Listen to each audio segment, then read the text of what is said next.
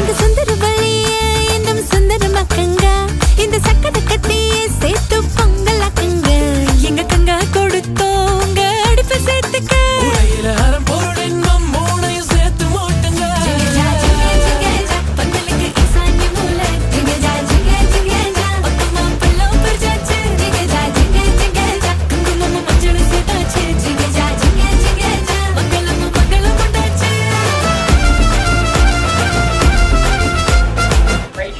என்னோட ரெண்டாவது பொண்ணு பிறந்த சொன்ன ஃபர்ஸ்ட் வார்த்தை வந்து அம்மா கிடையாது, என் பேரை நம்பின்னு தான் சொல்லுவோம். அது மாதிரி அவங்க அப்பா பேரை சொல்லுவோம்.